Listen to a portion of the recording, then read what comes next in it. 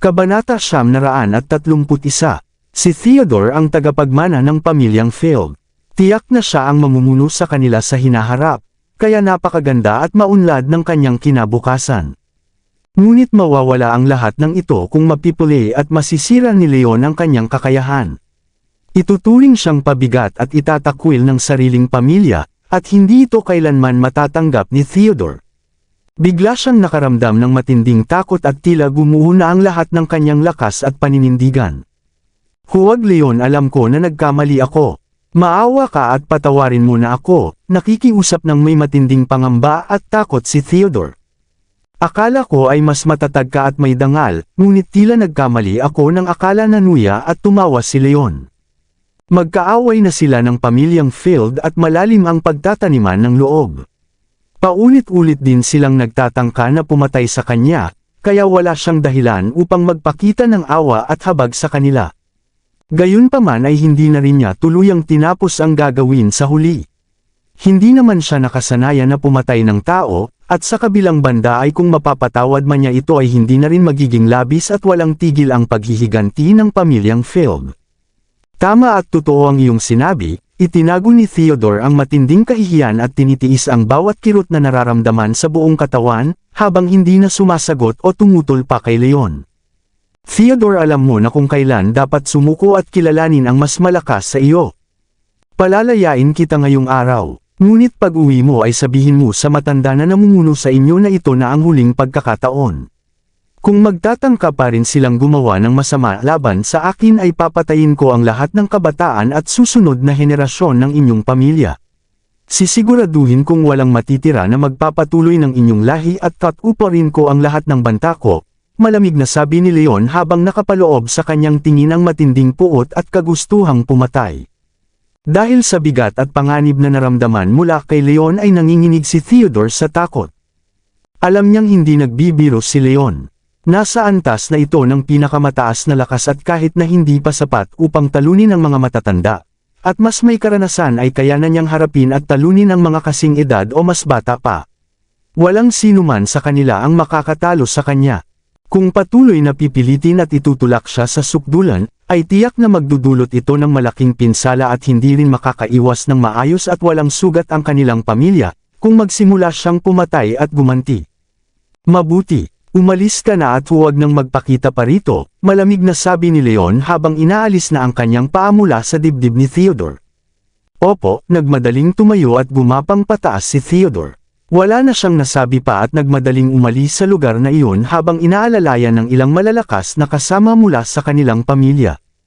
Nang makaalis na sila ay lumapit si Leon kay Ruth at taos-pusong nagpasalamat.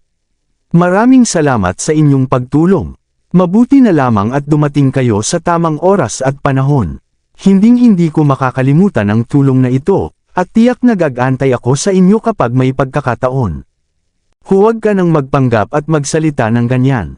Hindi naman talaga ganoon ang nilalaman ng iyong puso, hindi nasisiyahang tingin ni Ruth kay Leon. Hindi niya nakalimutan kung paano siya ginamit ni Leon upang mapigilan at maparusahan si Theodore. Dahil sa pagpaparusa ni Leon ay tiyak na naging kaaway na rin ng mga Field ang kanilang pamilya ngayon. Gayunpaman ay mayroon silang ugnayan na kapwa nagbibigayan ng kapakinabangan, kaya kailangan din niyang tulungan si Leon at taimtim din naman itong nagpasalamat. Kahit na hindi masaya sa nangyari ay wala na rin siyang magagawa at masasabi pa. Tama na, bakit ka naririto Leon? Mabilis na pinalitan ni Ruth ang paksa ng usapan. Kailangan ng elegante ng mga sangkap para sa gamot, kaya naparito ako upang bumili at makakuha ng mga ito, maikling pagpapaliwanag ni Leon. Nakuha mo na ba ang lahat ng kailangan mo? Kung tapos na tayo ay umuwi na rin tayo, sabi ni Ruth. Hindi pa ayaw kaming bentahan ng mga ito. Nailang nangumiti si Leon dahil hindi niya alam kung paano sasagot sa sinabi nito. Ayaw nilang ibenta sa iyo ang mga kailangang gamot. Kung gayon bakit pa sila nagtatayo ng negosyo, nagulat na sabi ni Ruth. Tiningnan niya si Ginoong Zug matapos isiping baka nagkamali lang siya ng narinig, at nagtanong kung sino ang namamahala rito. Sa sandaling iyon ay labis na nagulat at natulala ng matagal si Ginoong Zug, at hindi agad nakasagot.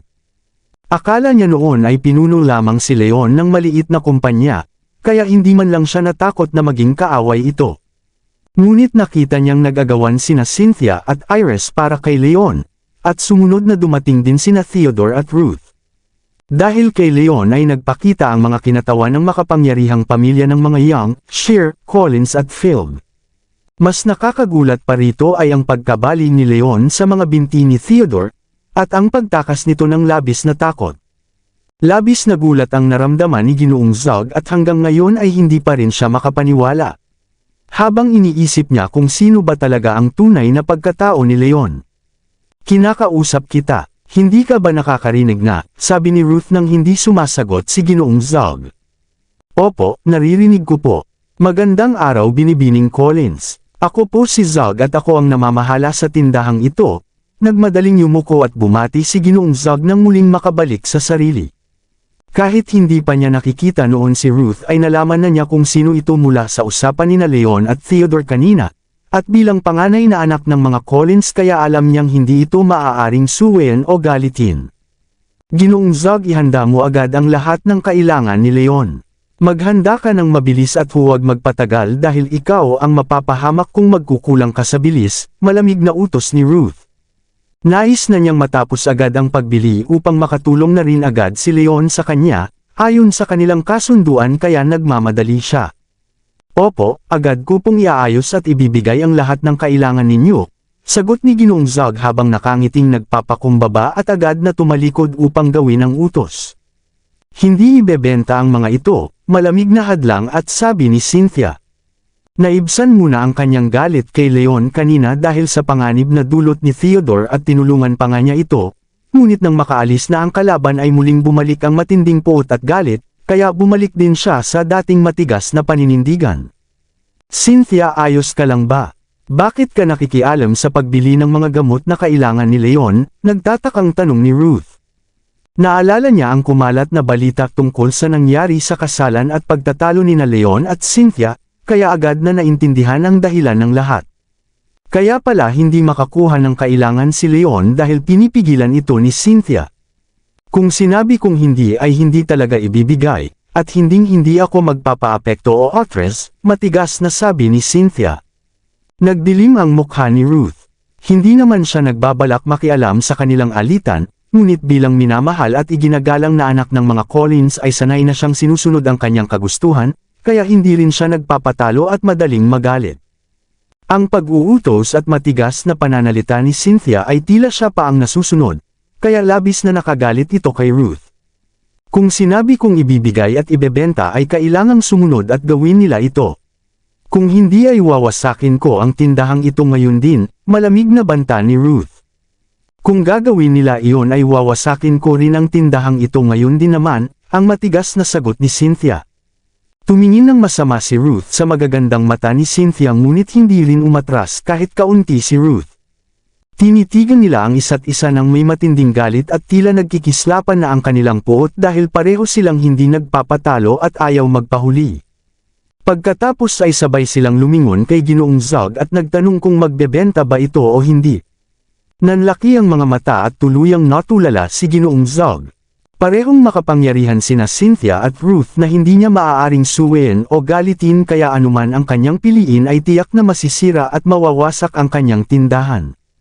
"Bakit ka nakatulala dyan? Sumagot ka na." Parehong hindi nasisiyahan at galit na sabi ng dalawa, habang inililipat sa kanya ang pasya at bigat ng kanilang alitan. "Maawa po kayo sa akin," nagsimulang lumuhad at magmakaawa si Ginoong Zog dahil sa labis na takot, habang sa isip ay nagtatanim ng sama ng loob na siya pa ang ginawang tagapamagitan at pinag-aaway ng dalawang makapangyarihang babae. Kung masisira ang tindahan, ano naman ang sasabihin niya sa kanyang amo? "Hindi, sabihin mo na kung magbebenta ka o hindi." Hindi nagpapatinag at patuloy na nagpupumilit sina Cynthia at Ruth. Halos maiyak na si Ginoong Zog dahil hindi na niya alam kung ano ang dapat gawin. "Ayos lang iyan Ruth, hindi na tayo bibili ngayon. Huwag na nating guluhin at pahirapan pa si Ginoong Zog," buntong hininga ni Leon habang hinihila palayo si Ruth. Marami namang tindahan sa lungsod, kaya hindi na kailangang ipilit pa at makipagtunggali kay Cynthia na matatag na ang pasya na pigilan siya. Maaari naman silang humanap at bumili sa ibang lugar. Kasalanan mo ang lahat ng ito. Kung hindi mo sana siya tinalikdan ay hindi kanya ganito kinapopootan at ginugulo, galit na sabi ni Ruth habang nakatingin ng masama kay Leon. Wala nang nasabi at nanahimik na lamang si Leon, at tiniis na rin ang lahat ng sinabi nito. Maraming salamat po Ginoong Wolf, salamat talaga team na pasasalamat ni Ginoong Zog. Dati ay nagbalak pa siyang gumawa ng masama kay Leon, ngunit ngayon ay ito pa ang tumulong at nagligtas sa kanyang tindahan mula sa pagkawasak, kaya labis ang kanyang ginhawa at pasasalamat habang nakatingin kay Leon. Tara na Iris, sabi ni Leon at nagbigay ng masalimuot na tingin kay Cynthia bago sila umalis kasama si Iris. Nagnuso si Ruth at sumunod na rin kasama ang mga tauhan ng pamilyang Collins. Napakasama ng ugali niya at tila walang puso sa akin. Mabuti balang araw ay magmamakaawa rin siya sa akin para humingi ng tulong. Habang pinagmamasdan ng paglisan ni Leon ay namumula ang mga mata ni Cynthia at nagsimulang tumulo ang kanyang mga luha. Nang makaalis ay nagmaneho si Leon patungo sa iba pang tindahan ngunit hindi niya akalain na naunahan na silang lahat at naabisuhan na ni Cynthia ang mga ito na huwag makipagtulungan o magbenta sa elegante. Kaya tinanggihan sila sa bawat pinuntahan nila. Habang nasa loob ng sasakyan ay labis na nababagabag at nawawala ng pag-asa si Leon. Ano na ang pakiramdam mo ngayon Leon? Naranasan mo rin ang mapahiya at mahirapan. Nararapat lang ito sa iyo, dagdag pa ni Ruth upang lalong magalit at mawalan ng pag-asa si Leon. Kahit hindi niya lubusang alam ang buong pangyayari ay alam niyang tinalikdan at sinaktan ni Leon si Cynthia. Bukod pa rito ay mayroon na rin silang dating hindi pagkakaunawaan, kaya hindi talaga niya nagugustuhan si Leon. Kung hindi lamang para sa kanyang lolo at sa kapakanan ng kanilang pamilya ay hinding-hindi na siya papayag na makasama at makipagtulungan pa rito. Sobrang higpit at walang awa ang ginawang hakbang ni Cynthia sa pagkakataong ito, mapait na ngumiti si Leon habang iniisip ang nangyari. Leon, ano na ang gagawin natin ngayon? Kung wala tayong makukuhang materyales, paano na makakagawa ng mga pampaganda ang ating kumpanya? Nag-aalalang tanong ni Iris. Ang mga may pinakamalaking halaga at pag-asang ibenta ng elegante ay ang mga mataas na uri ng pampaganda na si Leon mismo ang nakatuklas at gumawa. Kung hindi ito magagawa ay tiyak na malulugi ng gusto ang kumpanya. Huwag kang mag-alala, hihingi ako ng tulong sa Timog na Hari. Dahil sa kanyang kapangyarihan at mga kakilala tiyak na makakatulong siya upang makahanap ng kailangan natin, panandali ang nag-isip bago sinabi ni Leon na inilalagay ang pag-asa kay Vincent. Si Vincent ay isa sa dalawang makapangyarihang pinuno ng Underworld. Hawak niya ang kalahati ng kapangyarihan rito sa lungsod at marami siyang ugnayan at kakilala sa mga lihim na pamilihan. Kung pambihira at napakamahal na bagay ay maaaring mahirapan din siya, ngunit mga karaniwang sangkap lamang para sa paggawa ng pampaganda ang kailangan, kaya tiyak na magagawa niya ito ng walang hirap. Tama iyan na lamang ang maaari nating gawin, tumanggo si Iris at bahagyang nabawasan ang kanyang pag-aalala. Mabuti Leon, itabi na muna natin ang usapang iyan. Ngayon ay maaari mo na bang ayusin at ipaghanda ako ng matutuluyan ninyo dito, hindi na makapaghintay na sabi ni Ruth. Pagod na siya sa pag-ikot at paglalakad kasama nila kanina, kaya nais na niyang makapagpahinga at ayaw na munang sumama pa sa paghahanap. May matutuluyan ka rin ba? Nagtatakang tanong ni Iris at hindi agad naintindihan ang ibig sabihin nito. Iris, mayroon akong dapat sabihin sa iyo na hindi ko pa nagagawa noon. May kikitira at mananatili na rito kasama natin si Ruth, nahihiyang sabi ni Leon. Nais na sana niyang sabihin ito noon, bingunat dahil sa ibang mga nangyari ay nakalimutan na niya. Ano, dito titira si Ruth? Bakit naman ganoon? Nagulat na tanong ni Iris. Tumingin siya kay Ruth at muling tumingin kay Leon na puno ng pagtataka at pag-aalinlangan ang mukha. Kakatapos lang nilang magkaayos at magsama muli, ngunit bigla namang magdadagdag ng ibang babae si Leon na napakaganda pa. Sinumang tao ay tiyak na magdududa at mag-iisip ng hindi maganda, at hindi rin naiiba si Iris. Ganito ang nangyari. Nais ng matandang si Collins na tulungan ko si Ruth upang maabot na maging Panginoon, maikling pagpapaliwanag ni Leon. Totoo ba talaga ang sinasabi mo, kahit na naipaliwanag na ay nagdududa pa rin si Iris? Alam niya ang naging kasunduan at hiling ni George na tulungan si Ruth na lumakas at umunlad, kaya tila tama at walang mali sa layunin, ngunit dahil sa mga nangyari at gulo ni Cynthia at Leon ay mahirap pa rin para sa kanya na tanggapin ito. Hindi pa man lubusang naaayos ang naging ugnayan nila ni Cynthia, ay bigla namang dumating at sumama si Ruth. Bukod pa rito ay kapantay din ni Cynthia ang ganda at katayuan ni Ruth, kaya malaki ang panganib at takot na maaaring agawin at makipag-agawan din ito kay Leon tulad ng ginawa ni Cynthia. Huwag kang mag-alala, totoo ang sinasabi ko. Tuturuan ko lamang siya ng mas madali at maginhawa kung malapit siya, at walang ibang dahilan, nagmamadaling paliwanag ni Leon. Ngunit nag-aalinlangan pa rin si Iris at ayaw sanang tumira rito ni Ruth, ngunit naipangako na ni Leon kaya hindi na rin siya maaaring tumanggi. Huwag kang mag-alala Iris, ang lalaking ito ay walang silbi at wala ng ibang magandang katangian. Bukod sa iyo ay wala ng ibang makagugusto sa kanya, at hindi ko rin siya nagugustuhan, sabi ni Ruth. Kabanata 935. Nauunawaan na ni Ruth ang kinatatakutan at alalahanin ni Iris. Umungol siya ng bahagya at tiningnan si Leon ng may paghamak. Hindi naman mas mababa ang katayuan nina Iris at Cynthia kumpara sa kanya, at kasing ganda rin niya ang mga ito. Hindi niya maunawaan kung ano ang nakita ng dalawang babaeng iyon sa isang tila walang kwentang lalaki tulad ni Leon. Minsan ay nagtatanong siya kung may depekto ba ang paningin ng mga ito. Totoo nga ang sinabi mo. Namula ng bahagya si Iris at napagtantong nag-alala siya ng walang dahilan. Tama ang sinabi ni Ruth. Isang ulila lamang si Leon at dati nang naghiwalay ng asawa. Hindi siya isang pambihirang kayamanan o dakilang tao. Hindi rin naman labis na nakakaakit ang kanyang itsura. Sa anumang pananaw, marami pang ibang binata sa buong lungsod na higit na mahusay kaysa sa kanya. Tila tanging siya at si Cynthia lamang ang naging mangmang at nahulog ang loob sa lalaking ito nang hindi maipaliwanag. Sa paningin ng iba pang kababaihan, isa lamang si Leon sa mga naghiwalay na at walang ibang halaga. Bukod pa rito, taglay ni Ruth ang lahat ng bagay, mayaman, maganda, at may napakalaking kakayahan at kinabukasan. Kung nais niya, maaari niyang makuha ang kahit sinong lalaking nais niya. Kailanman ay hindi makikipag-agawan si Ruth sa isang lalaking naghiwalay na. Sadyang nag-isip lamang siya ng labis at walang batayan. Mabuti, umuwi na tayo. Nakahinga ng maluwag si Leon nang pumayag na rin si Iris.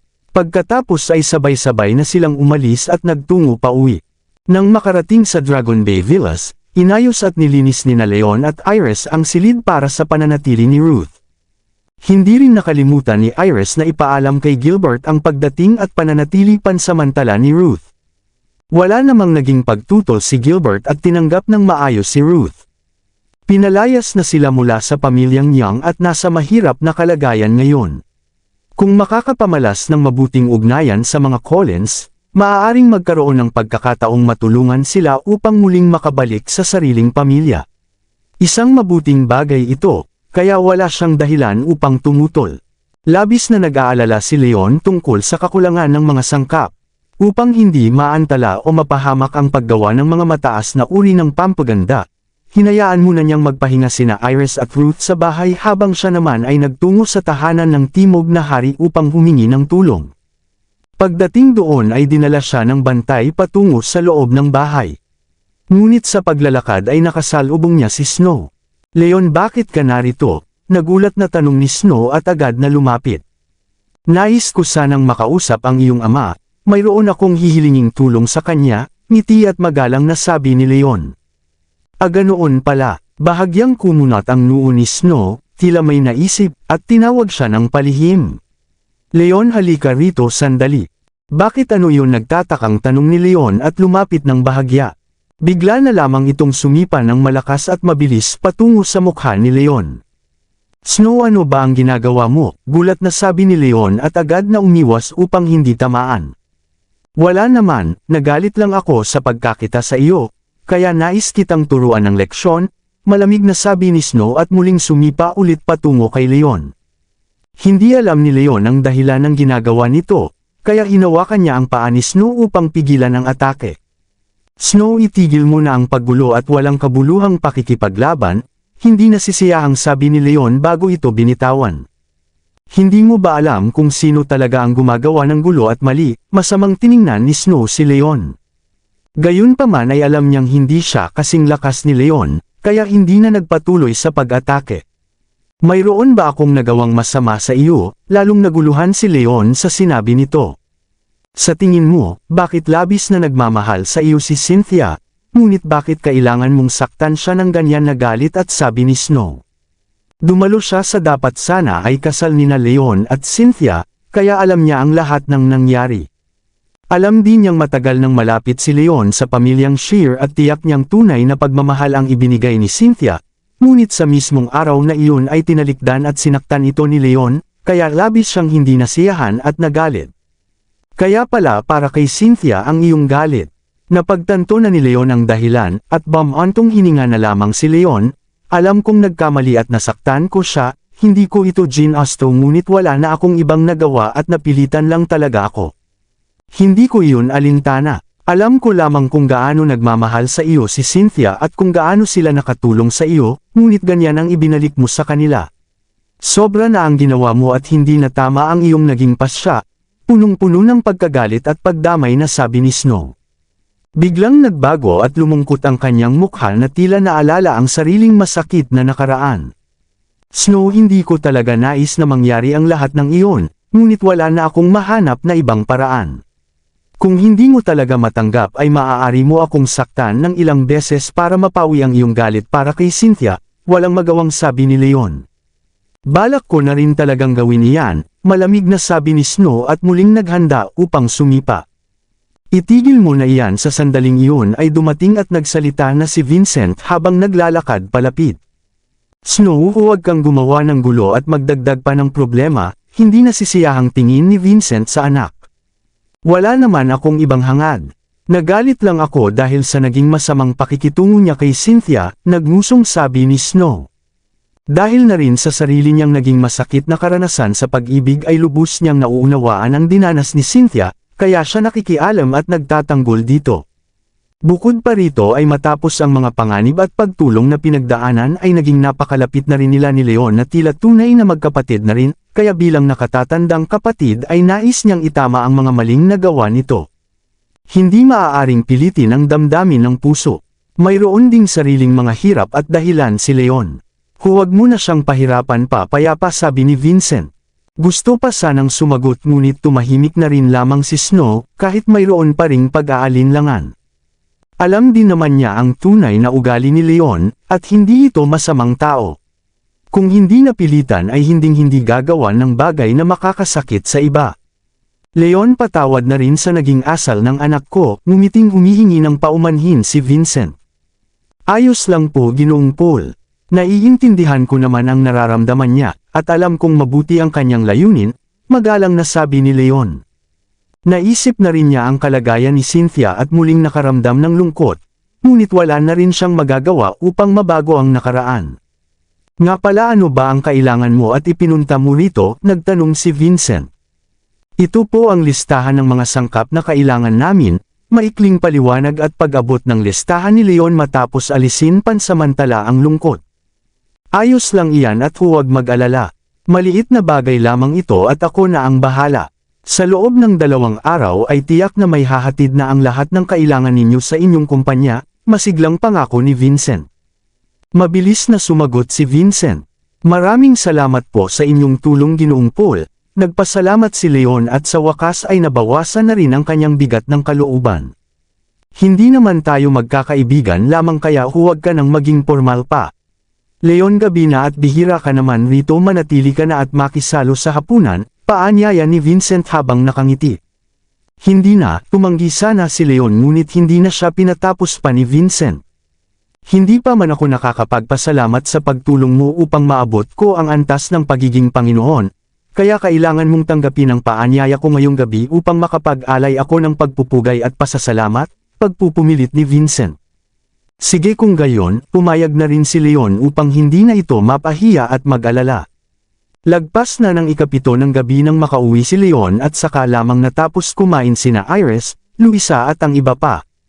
Nandito ka na, Leon, ano ang naging resulta ng iyong pagpunta? Agad na lumapit si Iris. Nasa ayos na ang lahat at ipinangako ni Ginoong Paul na ipapadala ang lahat ng kailangan sa loob ng 2 araw, sa pinakamatagal na panahon pagbabalita ni Leon ng nakangiti. Napakaganda naman yan, labis na natuwa si Iris dahil naayos na rin ang kanilang kinatatakutang suliranin. Leon, matagal na rin mula noong huli tayong nagsanay ng sabay, at gumaling na rin mula sa kanyang mga sugat si Iris, kaya simulan na nating muli ang pagsasanay ngayong gabi, masiglang pag-aaya ni Luisa na tila hindi na makapaghintay. Mahal niya ang sining ng pakikipaglaban at mula nang ituro ni Leon ang paraan ng mahiwagang dalaga ay madalas silang magsanay ng magkakasama, ngunit nawalan na ng gana nang umalis pansamantala si Leon. Ngayong bumalik na ito at magaling na rin si Iris ay muling nagkaroon siya ng pagnanais na magsanay at magpalakas. Sige at sang-ayon ako dyan, masayang pagpayag ni Leon. Nakakabagot at nakakapagod kung nag-iisa lamang, kaya mas mainam at mas maganda kung kasama sina Iris at Luisa, kaya naman ay hindi na siya nag-atubiling pumayag. Ganoon din ang iniisip ni Iris, dahil sa dami ng mga nangyari at pagsubok, ay napatunayan na rin niya ang kahalagahan ng pagkakaroon ng lakas at kakayahan, kaya nais niyang magsanay ng maigi upang balang araw ay makamit din ang antas na narating na ni Leon. Pagkatapos ay nagtungo na sila sa silid upang simulan ang pagsasanay. Sa isang sulok ay nakamasid si Ruth habang nakapaisip na pinagmamasdan ang pagpasok ng tatlo sa loob ng silid. Nakatira siya rito upang matulungan ni Leon na maging Panginoon, at ayon din sa bilin ng kanyang lolo ay upang makalapit ng husto kay Leon at makuha ang mga natatanging pamamaraan ng pagpapalakas na alam nito. Kaya naman ay labis din siyang nagkakaroon ng pagkaganyak na malaman kung anong uri ng pagsasanay ang ituturo at gagamitin ni Leon sa kanila. Ngunit alam niyang pribado ang ganitong bagay, at hindi siya maaaring hayaang manood ng walang sapat na dahilan at wala rin naman siyang maisip na maayos na katwiran upang makapasok, kaya napilitan na lamang na itabi muna ang nais na alamin at magmasid muna ng tahimik sa mga susunod na araw upang makakita ng pagkakataon. Sa loob naman ng silid ay sinuri ni Leon ang antas ng kakayahan ng dalawa at labis na ikinatuwa ang kanyang nakita. Hindi naman tumigil sa pagsasanay sina Iris at Luisa, kahit wala siya noon at bukod pa rito ay mayroon din silang likas na galing, kaya naman ay malaki na rin ang kanilang naging pag-unlad at paggaling ng lakas. Nasa huling bahagi na ng antas ng lakas si Luisa at halos na rin na maabot ang pinakamataas na antas nito. Mas higit pa roon ang narating ni Iris dahil nasa tuktok na siya ng antas ng lakas. Sa paghahambing ay hindi gaanong lumago ang antas ni Leon dahil matagal na rin siyang nakahinto sa tuktok ng nasabing antas ng walang pag-asang umunlad. Mayroon naman tiyak na dahilan ng ganitong kalagayan, dahil malaki at mahirap na lagpasan ang pagkakaiba ng tuktok ng antas ng natutuhang lakas at ang simulan ng antas ng likas na lakas. Bukod pa rito ay mas nakatuon siya sa mga mas mataas na karunungan at kaalaman, kaya naiwan ng kaunti ang pag-unlad ng kanyang lakas sa pakikipaglaban. Gayunpaman ay mayroon siyang likas na galing at gumagamit din ng pambihirang ganap na pamamaraan, kaya naman mas mabilis pa rin ang kanyang paglakas kumpara sa iba. Kahit hindi pa lubusang naaabot ang susunod na antas ay malapit na rin ito, at tila nararamdaman na niyang 2 o 3 araw na lamang ay tiyak na makakamtan na rin niya ang inaasam na paglakas. Simulan na natin ang pagsasanay. Naglabas si Leon ng 3 mataas na uri ng gamot na nagpapatatag at nagpaparami ng lakas at ipinamahagi ito sa kanilang 3, bago inumin din ang kanyang bahagi at sabay-sabay na nagpahinga at nagsimulang magsanay ng may pagpupursigi. Sa loob ng sumunod na 2 araw ay kasama ni Leon si Iris sa pagtatrabaho tuwing umaga at nagpapatuloy naman sila sa pagsasanay tuwing gabi, at tila maayos at masaya ang takbo ng kanilang buhay. Ngunit hindi niya napapansin na tahimik na nagmamasid at nag-aaral ng bawat kilos at galaw ni Leon si Ruth, habang naghahanda rin para sa kanyang sariling mga layunin. Bukod pa roon ay kumalat na rin ang balita tungkol sa pagkapilay kay Theodore, kaya nalaman na rin ng pamilyang Field at ng ilagang hari na nasa likuran na ngayon ni Leon ang pamilyang Collins. Inakala nina Harold at George na madali na lamang nilang mapipigilan at mapapasunod si Leon kapag natapos na ang kasunduan nito. Ngunit hindi nila inaasahan na agad na nakahanap ng bagong kakampi at sandigan si Leon matapos ang pagkasira ng ugnayan sa pamilyang Shear, kaya nagulat at nag-alala silang lahat.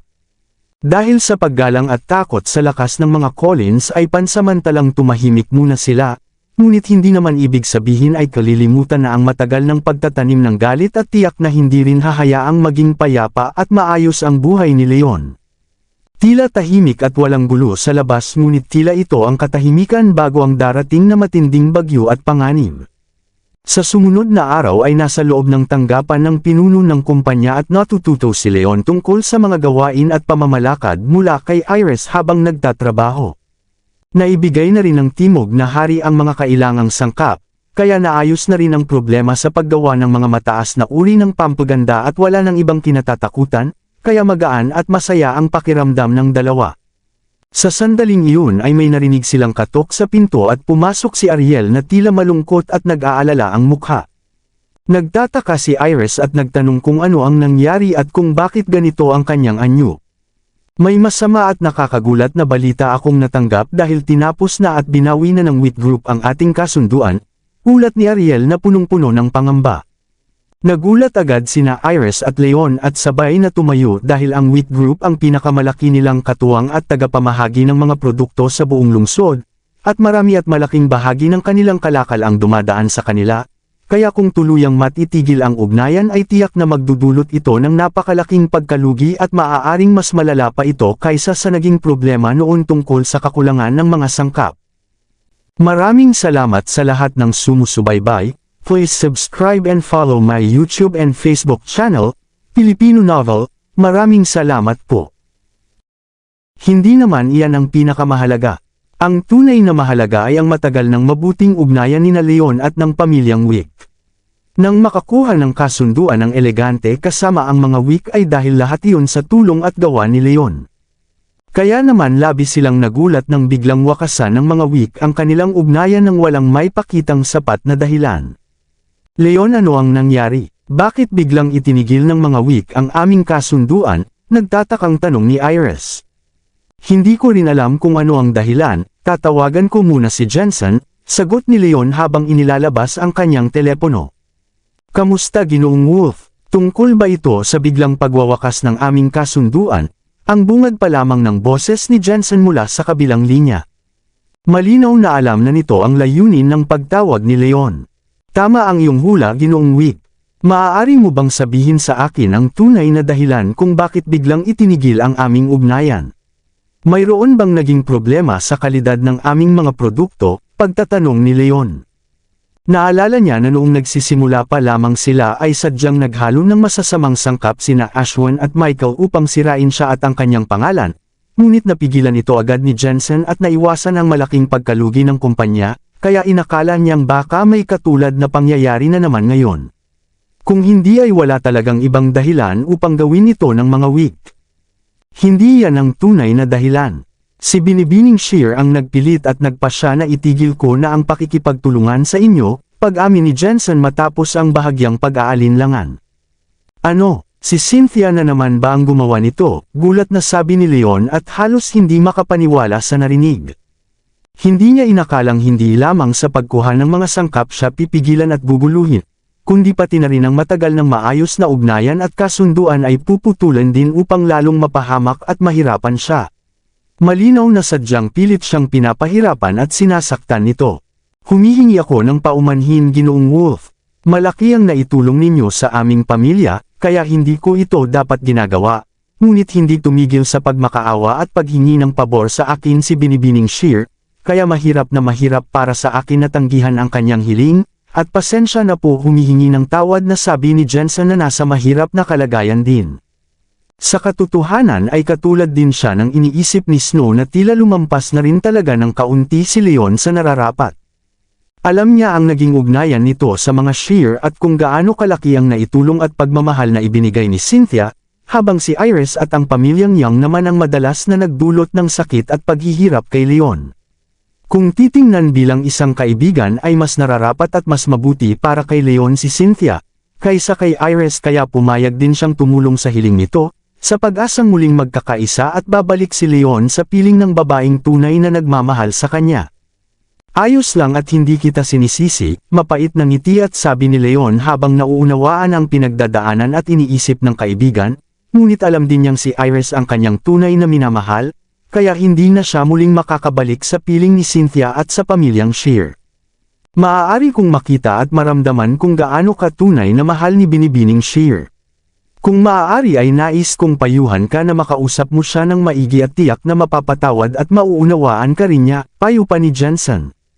Pag-uusapan na lamang natin ito sa ibang pagkakataon, tibuntong hininga at sabi ni Leon at ibinaba na ang telepono. Mula sa kanilang naging usapan ay naintindihan na rin ni Iris ang lahat ng nangyari at muling nagtanong kung si Cynthia na naman ba ang dahilan ng lahat ng ito. Oo at siya nga ulit ang gumawa nito, walang nagawa kundi tumanggaw na lamang na sabi ni Leon. Kabanata 904. Ano na ang balak nating gawin ngayon, kumunat ang noo ni Iris at lalong bumigat ang kanyang kalooban. Matapos ang hirap at paghahanap ay naayos na rin sa wakas ang kakulangan ng mga sangkap, ngunit hindi pa rin tumigil at nagpahinga si Cynthia, at muli na namang gumawa ng matinding hakbang sa pamamagitan ng pagputol ng ugnayan sa kanilang pinakamalaking katuwang at tagapamahagi. Hindi lamang iyan ang mahalaga, kundi ang malinaw na matatag na pasya ni Cynthia na huwag tumigil hanggat hindi nakakamit ang nais, kaya tiyak na mayroon pa itong ibang nakatagong paraan at balak na gagamitin laban sa kanila. Kung hindi agad makakaisip ng solusyon ay tiyak na lalong lalala at magiging mas mahirap ang kanilang kalagayan. Hindi ko rin alam kung ano ang gagawin, masakit na ipinikit ni Leon ang kanyang mga mata. Dahil sa pagkakasala at pagkautang ng loob kay Cynthia ay nahihirapan siyang gumanti at gumawa ng hakbang laban dito, kaya hindi niya alam kung paano haharapin ang lahat ng ginagawa nito. Hindi rin masaya at nasasaktan si Iris sa tuwing nakikita ang pagdurusa ni Leon.